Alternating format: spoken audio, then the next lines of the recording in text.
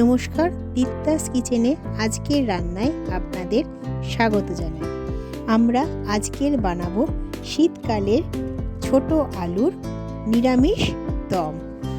আলুর দম বাঙালির চিরকালের একটি প্রিয় খাবার। আসুন দেখে নিই আমরা এই ছোট আলুর দম বানাতে আমাদের কি কি লাগছে। প্রথমে নিয়েছি নতুন আলু 800 গ্রাম, মটরশুঁটি আধ কাপ, আধখানা কাজু গোটা 10, আস্ত হলে 5টা, টমেটো 2টো, কাঁচা লঙ্কা 2টো, অল্প আদা।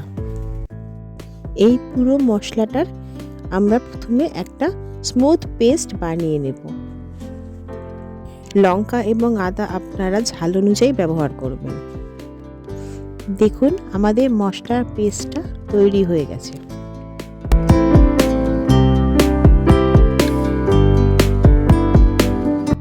এবারে আলুর খোসাগুলো যতটা পারা যায় পরিষ্কার করে ধুয়ে নিয়ে একটা প্যানে জল দিয়ে সেদ্ধ করতে বসালাম। 1 চামচ নুনও দিয়ে দিলাম।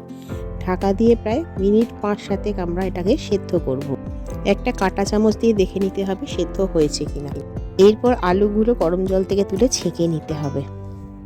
তারপরে গরম অবস্থাতেই আলুগুলোতে হলুদ গুঁড়ো এবং কাশ্মীরি লঙ্কা গুঁড়ো মাখিয়ে নেব। এটা একটা সুন্দর রং আনতে সাহায্য করবে। খুব গরম লাগলে ঝাঁকিয়ে মশলাটা মাখিয়ে নেবেন আলুর গায়ে। এই রান্নাটা আমরা কড়াইতে করব। গ্যাসে কড়াই বসিয়ে ভালো করে গরম হলে তাতে সর্ষের তেল দেবো। এই রান্নাটা সর্ষের তেলেই ভালো লাগে। আলুগুলো এক পিঠ 3 মিনিট করে আমরা ভাজবো। যেহেতু এটা সেদ্ধ আলু তাই বেশি ভাজার প্রয়োজন নেই। এক পাশ লাল হলে উল্টে দিয়ে আরেক পাশ ভেজে নিতে হবে। দুপাশ লাল হলে আলু তুলে নেব। এইভাবে ভাগে ভাগে আমরা সমস্ত আলুটাই ভেজে নেব।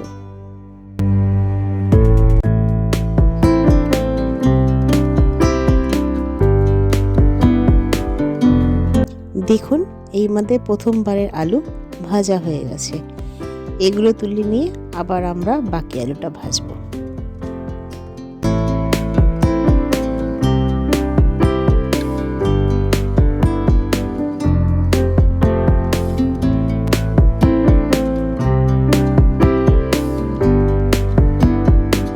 দেখুন সব আলুটাই ভাজা হয়ে গেছে, কোনোটি খুব লাল হয়নি কিন্তু ভাজা হয়েছে। এরপর বাকি তেলে আমরা জিরে, শুকনো লঙ্কা ফোড়ন দিয়েছি। এরপর একে একে ছোট এলাচ, দারচিনি এবং 1/2 চামচ হিং ফোড়ন দেব। ফোড়নগুলো 1 মিনিট নেড়ে নিয়ে মশলার পেস্টটা এবার দিয়ে দেব।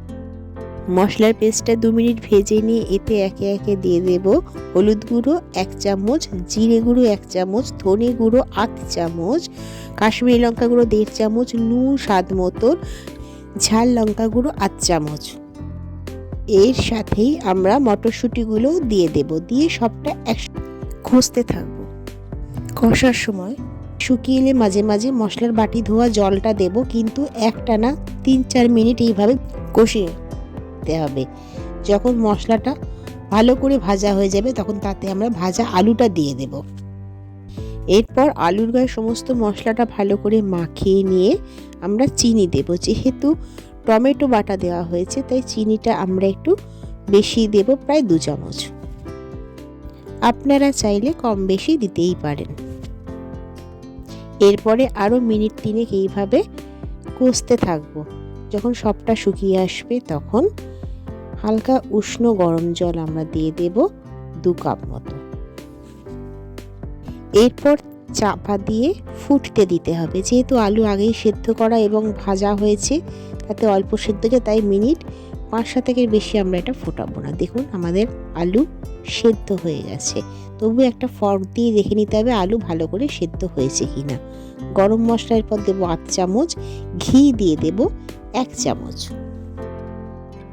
ঘি গরম মশলা ভালো করে গ্রেভিতে মিশিয়ে দিতে হবে। এরপর দিয়ে দেব লঙ্কা, ঝাল অনুযায়ী আপনারা লঙ্কা দেবেন। আমরা 3টে আস্ত লঙ্কা দিয়ে দিলাম। এরপর গ্যাস বন্ধ করে চাপা দিয়ে আমরা 2 মিনিট স্ট্যান্ডিং টাইমে রাখবো যাতে ফ্লেভারটা ইনট্যাক্ট থাকে। দেখুন নিরামিষ আলুর দম একদম পরিবেশনের জন্য তৈরি। সহজ না এই রান্নাটা করা। খেতেও সুস্বাদু। রোজকার রান্না বা অতিথি আপ্যায়ন যে কোনোটাতেই এই রান্নার জুড়ি মেলা ভার। আপনাদের যদি আমার এই রান্না ভালো লেগে থাকে তাহলে কমেন্টে আমাকে জানান। আপনাদের মতামতের অপেক্ষায় রইলাম।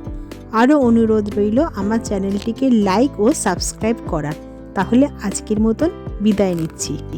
খুব তাড়াতাড়ি ফিরে আসবো আবার অন্য কোনো একটা সুন্দর রেসিপি নিয়ে। সবাই খুব ভালো থাকবেন। নমস্কার।